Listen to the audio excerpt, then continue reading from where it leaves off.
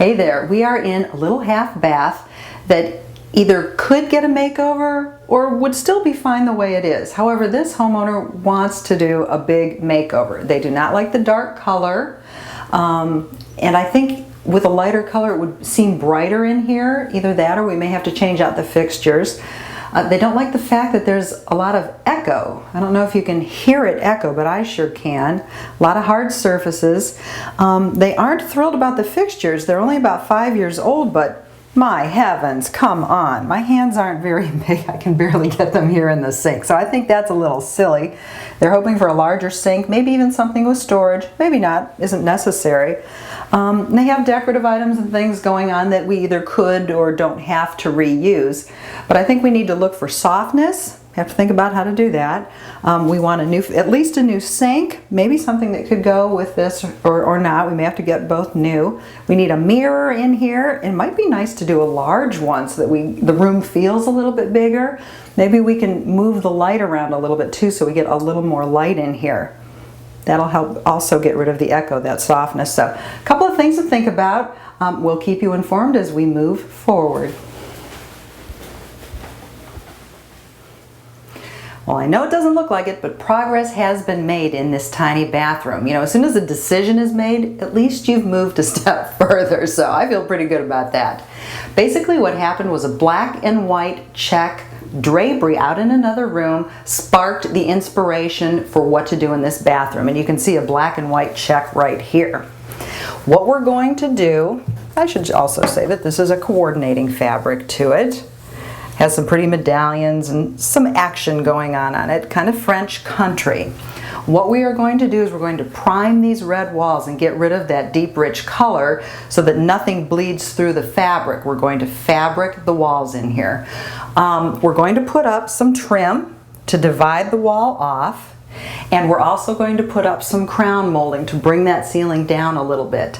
Then we are going to use starch. I know I've showed you this years gone by, but I'll show you again how to fabric starch this fabric up to the lower part of the wall. So we'll have the check down below.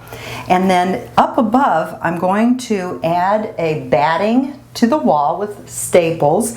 And then I am going to basically upholster the upper walls with this more French country print. So it's going to be somewhat dark in here, not really much different than what we have now, but the echo should go away with the fabric and everything. That's going to help. With that going on, here's our little French country addition. You know how these how roosters are very French country, and with the black and the white or the kind of crackle finish and everything, here's going to be beautiful on those upholstered walls.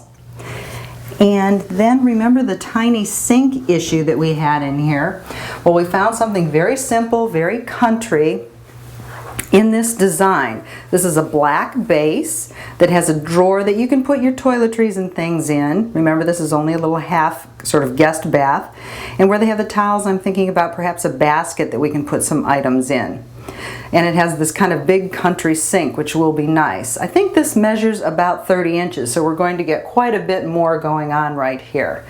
Now, we don't have a mirror, we don't have a light fixture yet, but as you can see, we are moving forward. So stay tuned, more to come.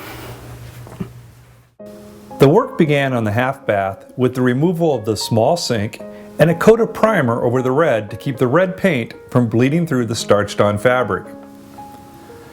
The baseboard was removed and coped to allow the new vanity to fit up against the wall. Because the new vanity was in a different position than the old sink, the position of the light fixture had to change, so we moved the electrical box to the right spot. To give the walls added interest, we added chair rail made up of several pieces of trim to get just the width we wanted. Crown molding went up at the ceiling as well, and the addition of the trim gave the room an entirely different, more upscale feeling. With the crown and chair rail in place and painted, it was time to starch the check fabric to the lower half of the walls. Now, it's a fairly simple process of dipping the fabric into the starch and adhering it to the walls.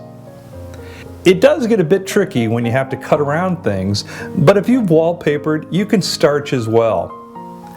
Read our article on starching fabrics to walls for the step-by-step process. The upper walls were upholstered, which starts with stapling quilt batting to the walls.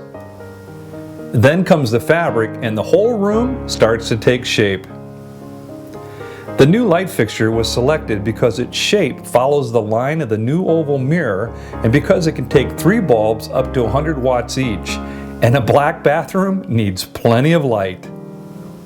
Next, the new vanity and sink were installed, matching beautifully because of their combination of black and white. And last but not least, the mirror, artwork, and accessories make this once avoided, echoey bathroom a warm and inviting place to visit.